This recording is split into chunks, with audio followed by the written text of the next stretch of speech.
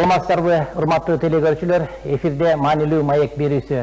Бүгүнкү берүүбүздө биз укук бузууларды каттоонун бирдиктүү реестрин жүргүзүү маселеси туурасында сөз кылмакчыбыз. Бул багытта сөз кылуу үчүн бизде Баткен облустук прокуратурасынын укуктук статистика чөйрөсүндөгү көзөмөл бөлүмүнүн прокурору Касымов Азамат Камыбекович, Баткен облустук жол кыймылынын коопсуздук камсыздоо бөлүмүнүн башчысынын орун басары Караев Сабыржан Тажмаматович жана ошондой эле Баткен райондук сот аткаруучулар кызмат бөлүмүнүн башчысы Муратали уулу Сүйөрбек мырза келип отурушат. Саламатсыздарбы?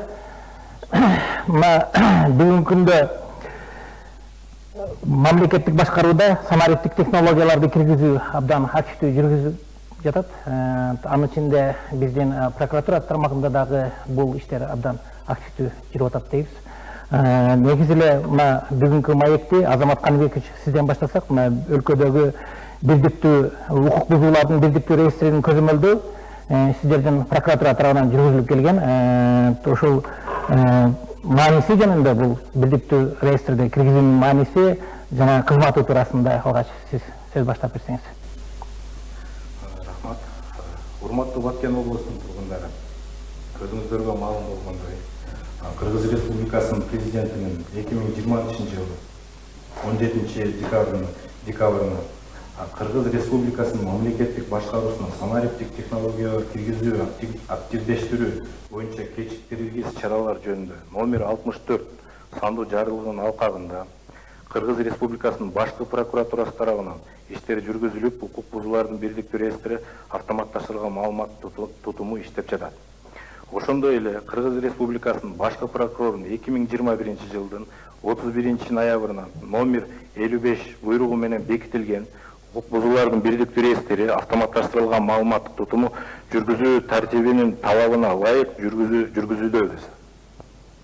Азамат Камыбекович, ушул боюнча кеңирээк бизге айтып берсеңиз, укук бузуулардын бирдиктүү реестри автоматташтырылган ушул маалыматтык тутум деген эмне? Ушул боюнча кеңирээк. Бул укук бузуулардын бирдиктүү реестри деген бул баягы автоматташтырылган система болуп саналат. Бул укук бузуулардын бирдиктүү реестри бул укук бузуулар жөнүндө киргизилген маалыматтар камтылган автоматташтырылган маалыматтык тутум жана аларды жасаган жактар, ыйгарым укуктук кызматкерлердин алар боюнча кабыл алынган чечимдери, ошондой эле электрондук формада укук бузуулар жөнүндө иштерди жүзөгө ашыруу жүргүзүү болуп саналган система. Бүгүнкү күндө укук коргоо органдарынын кызмат адамдары укук бузуу жөнүндө протокол түзгөндөн кийин 72 сааттан кечиктирбестен укук бузуулардын бирдиктүү реестрине тиешелүү маалыматтарды каттап келүүдө. Бүгүнкү күндө укук бузуулар абдан эле көп катталган, бул жол кыймылынын коопсуздугун камсыздоо бөлүмүндө болуп атат да. Анан Сабыржан мырза, айтсаңыз, бүгүнкү күндө ушул сиздер тарабынан протоколдорду түзүүдө эмне маселелер болуп атат? Саламатсыздарбы?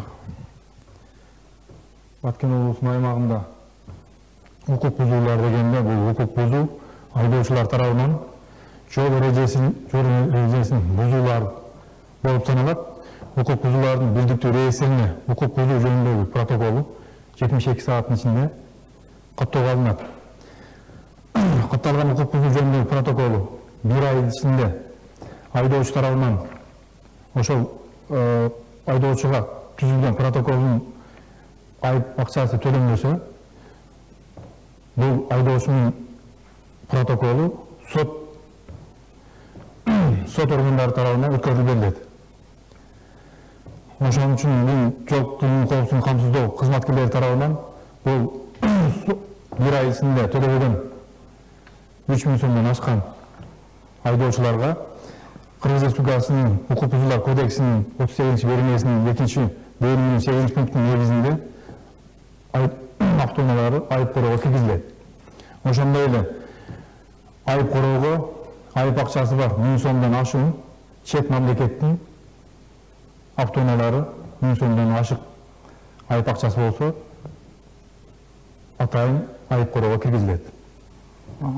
Азамат Камыбекович, бүгүнкү күндө өтө көйгөй жараткан маселе бул жанагы укук бузууларды айып болгон айыпка жыгылган тараптардын төлөмдөр жүргүзүү маселеси да абдан көйгөй жаралып келет. Мисалы ошол эле банктардагы кетектердин көп болгондугу дагы башка маселелер болуп калат. Ошондо азыркы учурда ушул протокол түзүлгөндөн кийин ал реестрде катталгандан кийин төлөмдү жүргүзүү тартиби жөнүндө дагы айтып берсеңиз.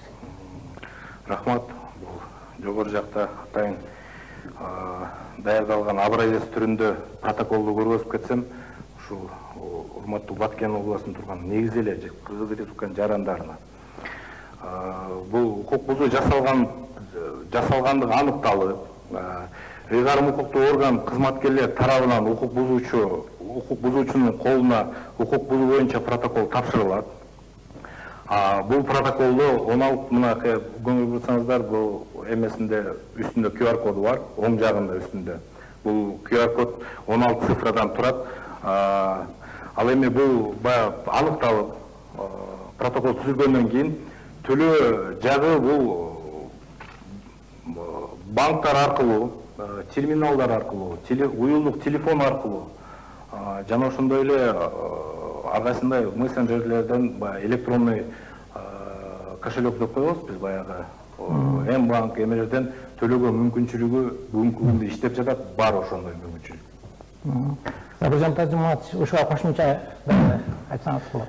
Бүгүнкү күндө Баткен облусунун аймагында 4 ай ичинде жалпысынан айдоочулар тарабынан 16.532 укук бузуу аныкталып, анын ичинде протоколдор түзүлгөн.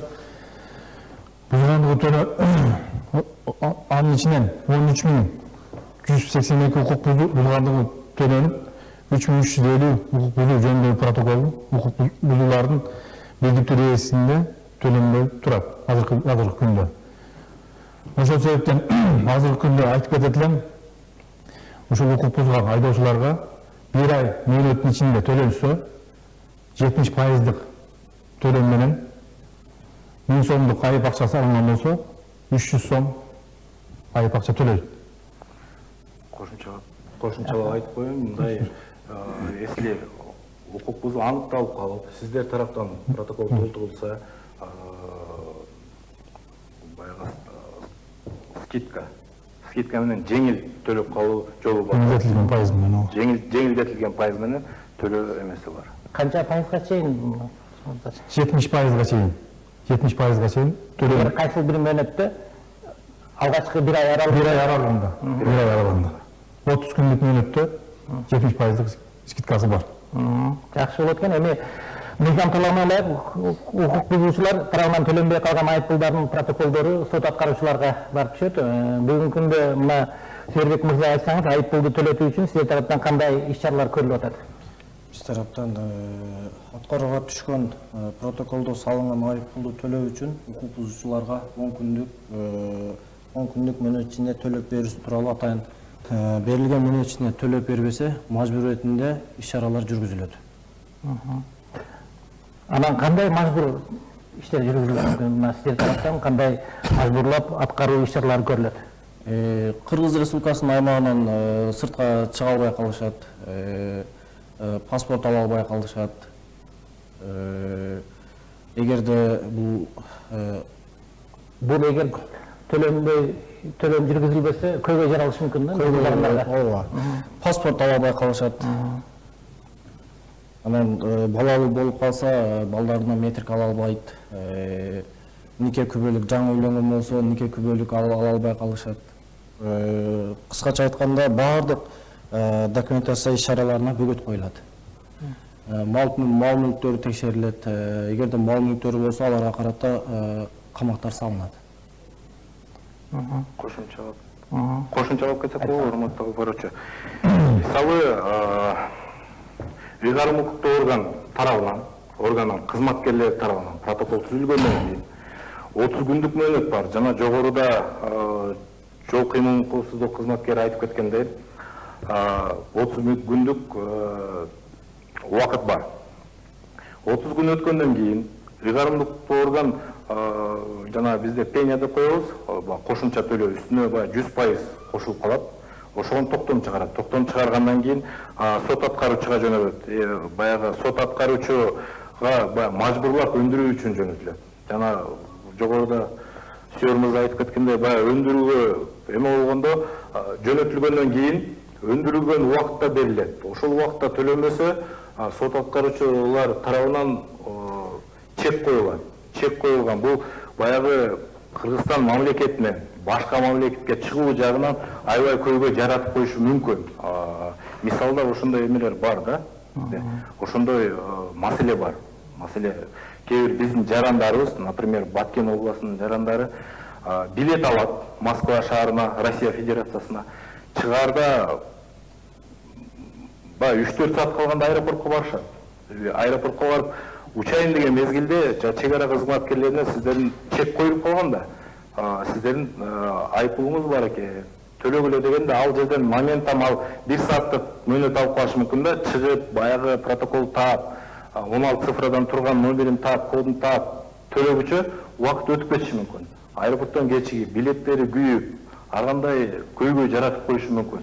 Ошондон баягы жогоруларга дагы кошулам, колдон келсе аныкталып протокол түзүлүп калгандан кийин ошол жаран мындайча айтканда добросовестно өзү убагында төлөм кежирей, ар кандай телефондук мессенджерлерден карап, азыр бүт цифровизация болуп көрүнүп калган, салынган штрафтардын баары көрүнүп турат, ыктыяр түрдө алып төлөп коюшу зарыл деп эсептейм. Жакшы, эң негизгиси биздин жарандар үчүн ушул укук бузуулар катталгандан кийин, ал автоматтык түрдө реестрге катталгандан кийин андан бирден бир чыгуунун жолу гана өз учурунда төлөмдөрдү жүргүзүп коюш керектигин айтып жатасыздар. Анан негизи эле бүгүн сизден дагы ушул маселени тактап коюу керек болот. Азамат Каныбекович 16 майда президент Садыр Жапаров тарабынан укук бузуулардын бирдиктүү реестрин жүргүзүү маселеси жөнүндө жарлыкка кол коюлганда, анан негизинен ушул автоматтык маалымат тутумунун кармоочусу, башкача айтканда, ээси азыркы учурда ким болуп турат, ушул боюнча дагы айтып берсеңиз. Туура айтасыз.